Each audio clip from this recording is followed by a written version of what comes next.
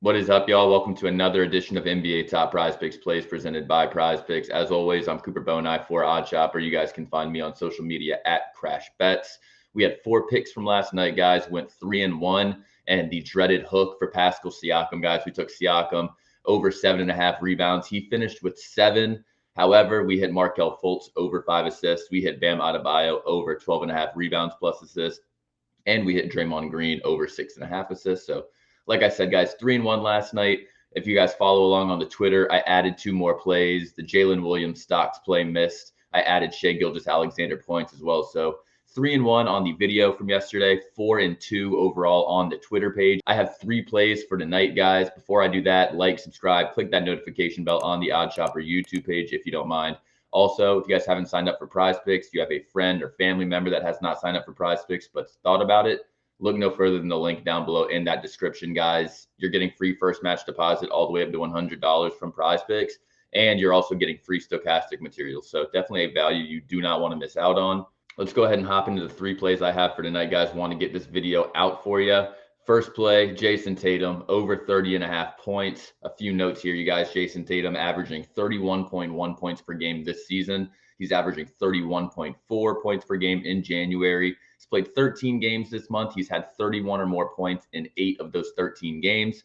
He's attempting 22 field goal attempts per game. That includes 9 3-point attempts per game in the month of January. Tatum faced this Lakers team in December, dropped 44 points on 29 field goal attempts. He's played 40 or more minutes in 4 of his last 5 games. If this game stays competitive, Jayson Tatum will play a ridiculous amount, guys. He always does when the games are competitive.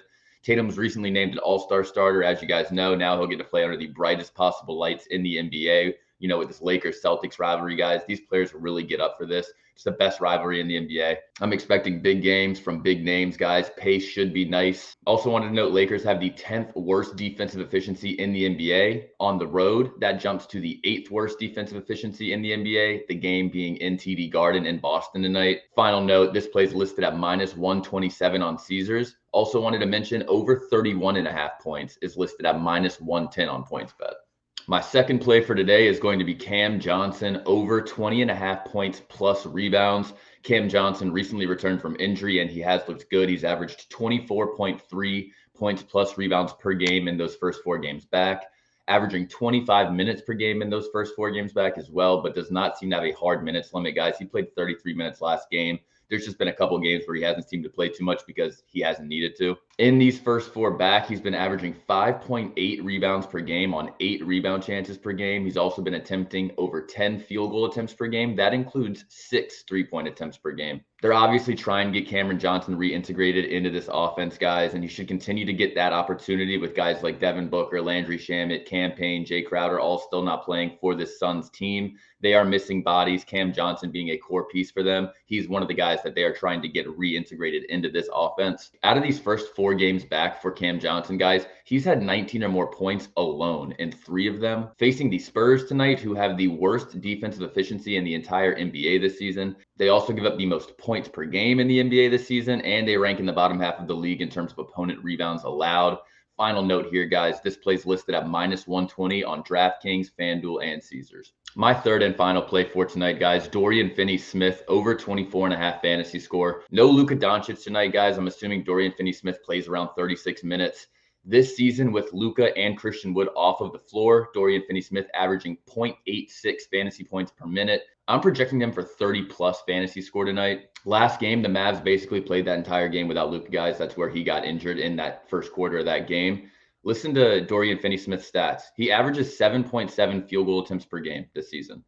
He attempted 16 field goal attempts last game with Luka out. He attempted double-digit 3-point attempts for just the 3rd time this season. He had his 3rd highest point total of the season. He had his first double-digit rebound game of the season, and he matched his season-high assist total. So safe to say he was very active when Luka went down last game, ended with a fantasy score of 38. They are facing the Jazz tonight, guys. Utah currently has the 5th worst defensive efficiency in the NBA. Pace should be up a bit more for this Dallas team without Luka on the court, and Utah ranks right around top 10 in pace anyways. Liking this spot a lot for Dorian Finney-Smith. All right, guys, that's going to do it for me. Again, those 3 plays are going to be Jayson Tatum over 30.5 points, Cam Johnson over 20.5 points plus rebounds, and Dorian Finney-Smith over 24.5 fantasy score. Before you guys get out of here, like, subscribe, click that notification bell on the Odd Chopper YouTube page.